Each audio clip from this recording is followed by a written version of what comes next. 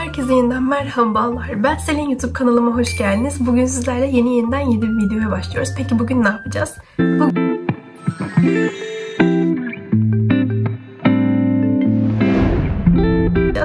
Bugün sizlerle irregular öğrenci olmak hakkında bir video çekeceğiz.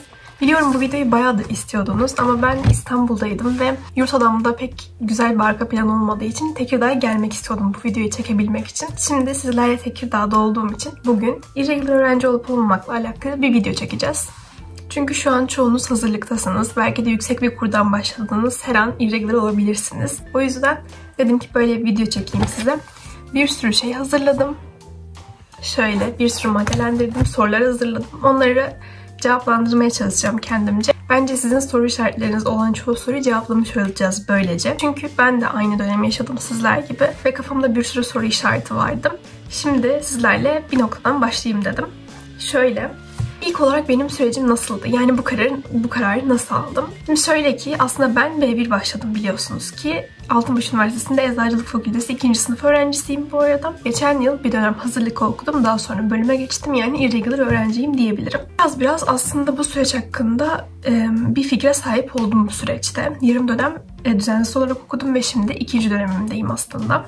Şöyle ki ben B1 olarak başladım. İlk kura atladım. 2. kura geldim. 2. kurdan sonra 2. kurda benim soru işaretlerim vardı kafamda bir sürü. Yani irregular olup bölüme mi geçeyim yoksa hayır devam mı edeyim ya da okulumu mu doldurayım ne yapayım diye açıkçası kafama bir sürü soru işareti vardı. Ne yapacağımı bilmiyordum. Diyordum ki oluruna bırakayım ama oluruna bırakırsam da sonuç olarak tabii ki hiçbir şeyin bir garantisi yok ama kaderinize yön vermek olayı bence gerçek. Yani siz bazı şeyleri bilinçli olarak karar veriyorsunuz ve bu onlardan biri ve bu sizin bir nokta hayatınızda dönüm noktası. Yani siz sandıktan sonra dondurmama kararınızı sonuç olarak bilinçli veriyorsunuz. O yüzden birazcık bilgi sahibi olmanız lazım bu konu hakkında. Siz bunu istiyor musunuz, istemiyor musunuz diye. Arkadaşımın da tavsiyesiyle ve yönlendirmesiyle üst dönem irregular öğrencilerle tanıştım ve onlarla iletişim kurma şansı buldum. Birkaçıyla görüştüm. Dedim ki irregular olmayı öneriyor musunuz? Olalım mı? Ne yapalım falan filan donduralım mı gibilerinde. Hiçbiri bana hayır asla yapma demedi. Açıkçası şöyle dedim. Dedi ki eğer kendinize birazcık güveniyorsan, çalışmayı seviyorsan, düzenli çalışırım ben, düzenli bir öğrenciyim diyorsan aslında yapabilirsin diye yorumlarla karşılaştım açıkçası. Çünkü evet irregular olmak biraz daha zor diğer öğrencilere göre. Bir tık daha zor ama bu senin elinde. Yani yapabilirsin ama sen nasıl bir öğrencisin? Eğer diyorsan ki benim için zor olur, ben pek çok çalışmayı sevmiyorum, çok düzenli bir öğrenci değilim o zaman zor. Ama eğer evet yapabilirim diyorsan da yap tabii ki. Hani ben şu an yine o dönemde olsam yaparım diyordu çoğu kişi. Neden? Çünkü şunu unutmayın. Yarım dönemde bölüme geçmezseniz okulunuzu donduracaksınız ve bu sizin tam 9 ayınıza mal olacak. 9 ay şu demek, 9 ay İngilizce uzak geçirdiğiniz bir sürü gün demek. Ve yani 9 ay boyunca İngilizceden uzak kalmak aslında çok büyük bir olay. Yani her ne kadar uzak kalmam deseniz de biliyorsunuz ki her gün İngilizceye bakmak ya da her gün İngilizcenizi geliştirecek bir şey yapmak, motivasyonu bulmak sizin için çok zor olacak. Aslında bilgileriniz tazeyken, İngilizce seviyeniz iyiyken bölüme direkt geçmek adaptasyonunuzu bir tık daha kolaylaştırıyor. Evet yine kolay olmuyor ama en azından 9 ay sonra tekrar bir şeylere İngilizce olarak başlamak ve bu bölümün artık İngilizce olması yani daha da zorlaşması olayına alışma kısmı biraz daha kolaylaşıyor bence. Ona göre daha kolay oluyor yani. Bu önemli bir kriterdi açıkçası benim için ve bunu diğer konuştuğum kişiler de bana söylemişti. Yani şu an dondurursan çok ay uzak kalacaksın İngilizceden. Biraz bu mantıkla düşünerek geçmişler aslında. Ya da mesela biraz daha erken bitsin üniversite. Ya da erken bitmese bile benim bir yarım dönem daha uzatabilme hakkım olsun. Çünkü şu an siz eğer bölüme geçerseniz belki de 5 yılda bitireceksiniz. 5,5 yıl olmayacak yani. Biraz sizle alakalı. Birazcık derslerinize önem veren ve çalışan biri olmanız gerekiyor. Ya da birazcık şansınız sizinle olması gerekiyor. Çünkü derslerinizden yüksek not almanız ve derslerinizde iyi vermeniz önemli irregular olmakta. 3,5 üstü ortalama ya da 3 üstü ortalama sizin için hep önemli bir şey olacak. Çünkü siz üst dönemlere yetişmeye çalışıyorsunuz. Yani daha çok çalışmalısınız. Daha iyi ortalamalar elde etmelisiniz. Ve şöyle bir şey var. Bizim üniversite için böyle. Diğer üniversitelerde nasıl bilmiyorum.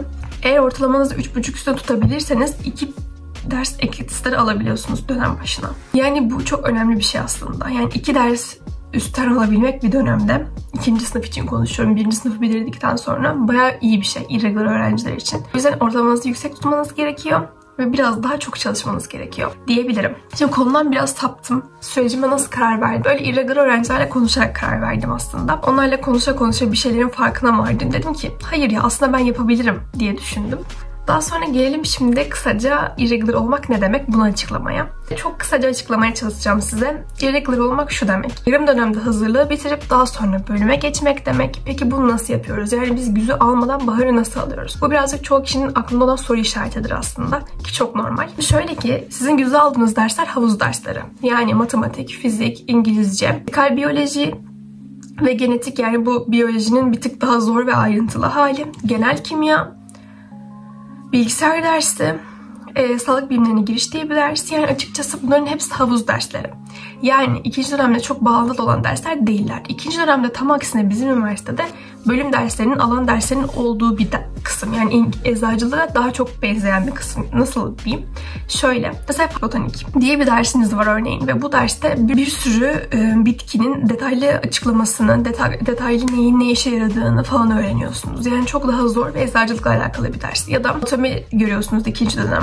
Biyoistatistik görüyorsunuz. Terminoloji görüyorsunuz. Eczacılık terminolojisi, yani bir sürü eczacılık terimlerinin size anlatıldığı bir ders aslında gibi. Bir tık daha birinci döneme göre zor ama bir o kadar da alan derslerinin olduğu bir kısım olduğu için aslında güz dönemini de alıp almamanız çok bir şey değiştirmiyor. Yani bağlantılı dersleriniz yok. Bağlantılı ders diye bir olay var bu arada. Bağlantılı ders şu demek. Bir dersi vermeden diğer dersi alamamak demek. Genel mesela kimyalarınız hep bağlı olacak. Yani sen genel kimyayı vermeden analitik 1 alamayacaksın. Ya da genel kimyayı vermeden organik 1 alamayacaksın. Analitik 1'i vermeden analitik 2 alamayacaksın gibi bir sürü bağlı dersler var. Ve siz irregular olduğunuz için size bu bağlı dersler dışındaki dersleri her zaman verebiliyorlar. Ama bağlı dersler için, ön koşullu dersler için yani başka bir ön koşulu varsa siz o dersi alamıyorsunuz.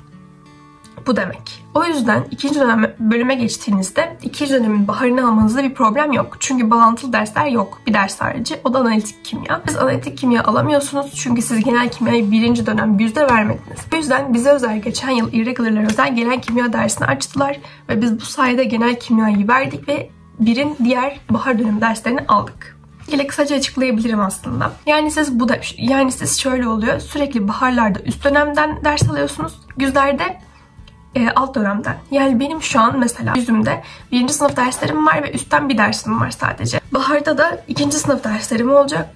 Alttan da sadece bir dersim olacak. Kısaca açıkladım, bence oldu.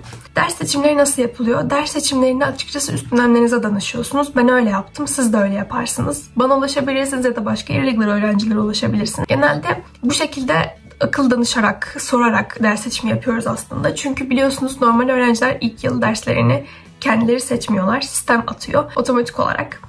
Daha sonra ders seçmeye yavaş yavaş başlıyorlar ama onlar da açıkçası ders seçimlerine zorlanmıyorlar. Çünkü genelde hep belli sabit dersleri seçiyorlar. Alttan dersleri kalmadıysa. Ama eğer irregular'sınız kendi derslerinizi kendiniz seçiyorsunuz. İşiniz bir tık daha zor.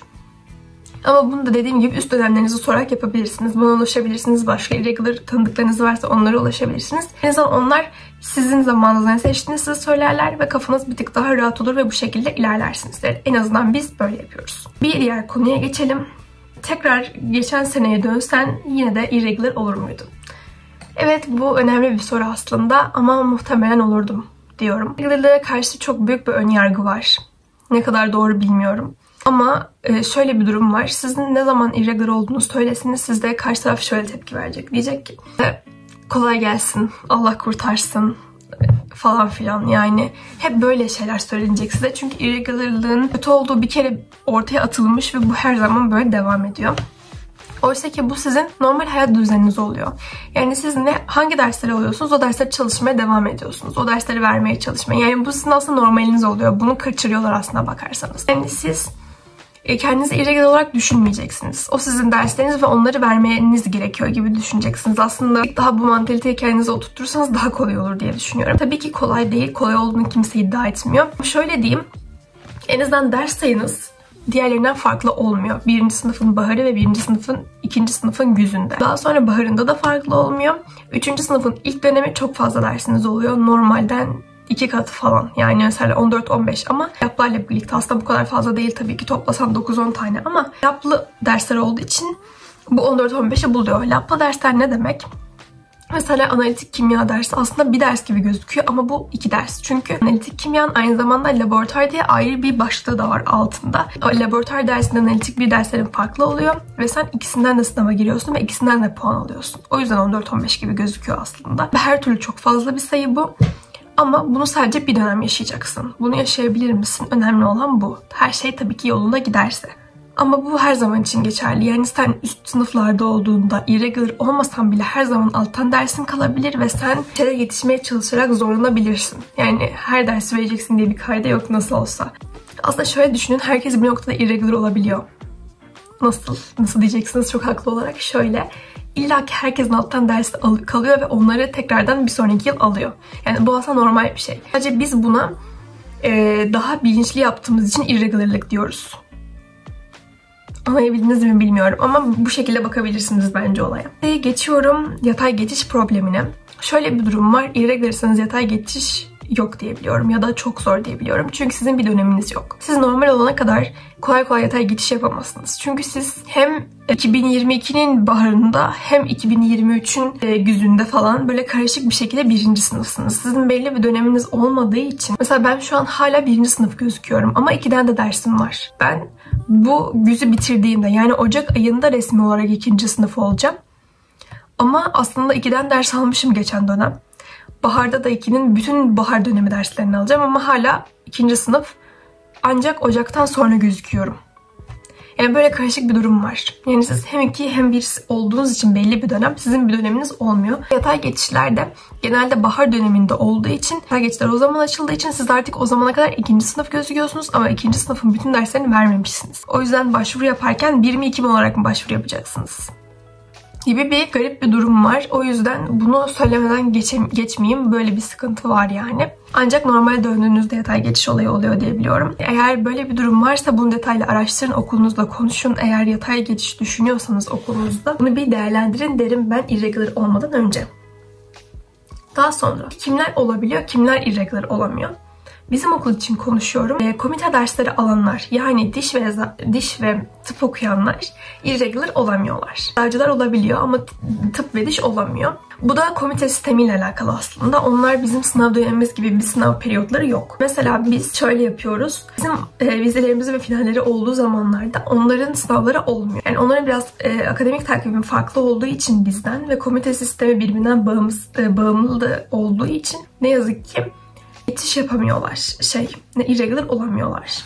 Hatta onların çok daha farklı. Mesela onlar komiteden kaldıklarında direkt yıl tekrarı. Yani azıcık karışık. Bunu söyleyebilirim. Diğer bütün bölümlerde bizim okul adına oluyor diyebiliyorum. Bir de mimarlıkta olmuyor. Bir de mimarlık sıkıntılı. Bir de bazı bölümler spesifik olarak izin vermeyebiliyor. Ama genel olarak engel taşıyan diş ve tıp diyebiliyorum. Tabii yine fakültenizde görüşürsünüz bu konuyu. Açıkçası şimdi ben bu videoyu burada bitirmek istiyorum. Hayatımlar. Bir sonraki videoda devam edeyim çünkü birkaç daha sorum var. Aşağı yukarı yarısına falan geldim ama video çok uzun olacak. Kısa olsun istiyorum. 2 video halinde atayım. Daha kısa ve öz olsun ve izlenilebilir olsun istiyorum. Bence güzel bir video oldu. Videoyu çok geç bir saatte çekiyorum çünkü hani Tekirdağ'a geldim ailemin yanına. Hani onlarla vakit geçirmem gerekiyor vesaire falan diye. Enerjim bir tık düşük gibi gözükmüş olabilir ama yorgunluğuma verin lütfen. Yoksa çok tatlı bir video olduğunu düşünüyorum kendimce. Güzel oldu. Kırmak istemedim. Yorumlarda bu konuyla alakalı bayağıdır video istiyorsunuz. Çünkü benden dedim ki çekmem lazım. Onun enerji kendimde bulmam gerekiyor. Umarım beğenmişsinizdir. Umarım buraya kadar izlemişsinizdir. Eğer beni beğendiyseniz, videoma yeni karşılaştıysanız ve kanalıma yeni geldiyseniz umarım beğenmişsinizdir. Eğer beğendiyseniz beni beğenmeyi, kanalımı takip etmeyi, abone olmayı ve bildirimlerinizi açmayı unutmayın. Sizleri çok çok seviyorum. Kanalımı şuradan takip edin lütfen. Yorumlarınızda ya da yeni video fikirlerinizi bekliyorum tabii ki. Gelmeye ve yeni videolar çekmeye çalışırım. Bir sonraki videoda görüşmek üzere. Hoşçakalın.